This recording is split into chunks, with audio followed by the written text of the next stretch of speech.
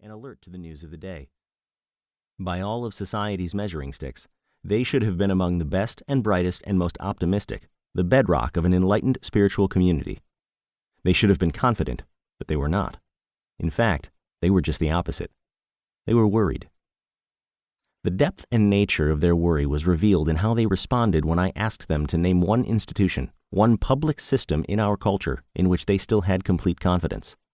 Would that be in our educational system? I asked. The room was silent. Our political system? Silence. Our judicial system? Silence. Our healthcare system?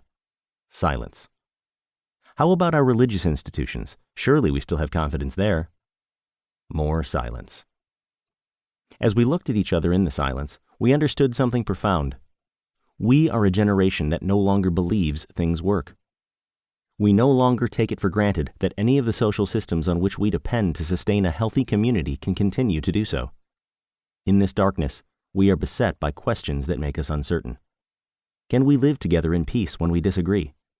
Can we accept the idea that change and tradition are not mutually exclusive? Can we realize that diversity is an innate human characteristic? Can we understand that our ecosystem is a survival pod with limited range and resources? Can we learn that having more for the few is not as important as having enough for the many? The questions become a world of shadows and fears. I do not believe the people in the New England parish are alone in their doubts. Any reasonable look at American culture today would verify a pervasive unease about the path our society is taking. It does not matter whether we label ourselves conservative or progressive. The reality we share means many of us are losing confidence. We are worried. The ground seems to be shifting beneath our feet. We no longer rely on the institutions we once felt were our firm foundation. We are afraid, and we are looking for a way out of the darkness and into light. This book is a ladder into that light. Each rung of the ladder, each chapter of this book is a spiritual vision. Altogether, there are 8 rungs to climb, starting with the first step in our spiritual understanding and ending with the final rung that takes us to freedom. The substance of these visions began long ago, far from New England, far from the Kiva, out in the open sky country of rural Oklahoma, where I was born into an extended Native American family. As a 4-year-old, I would sit with my great-grandfather beneath the star-filled sky as he told me stories from my ancestors and stories from the Bible.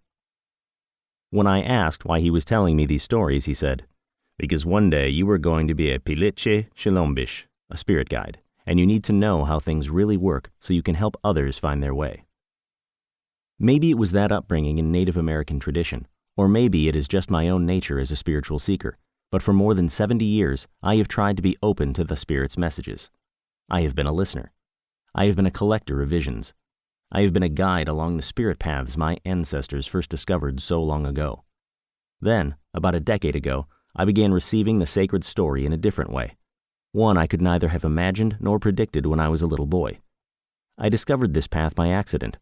It began in an unlikely exchange between my ancient traditions and one of the most common technologies of our current reality, social media. Some people who knew me wanted me to join them on Facebook, but I did not want to be on social media. They persisted, saying I needed to catch up to the rest of the world in technology. Finally, I relented, but after I had been cajoled into it, I had no idea what to post. By nature, I am an introvert. I am not good at making small talk. And if you are familiar with Facebook, you will understand when I say I have no pictures of cats to share. Once I had created my account, I stared at the blank screen, wondering what to write. I did not think my life was all that interesting, so I decided to simply write down whatever came into my mind each morning after my prayers. Day after day, morning after morning, I say my prayers, outside, if weather permits, in a traditional Native American way. I start by acknowledging the 4 sacred directions that encompass my life in the holy geometry of creation. Then I acknowledge the earth beneath me and the sky above me, and finally I speak to the Spirit in humility and remain silent to hear what reply comes into my heart. It is these replies, these brief messages from the Spirit, that I decided to share on Facebook. For over 10 years, I have been posting them.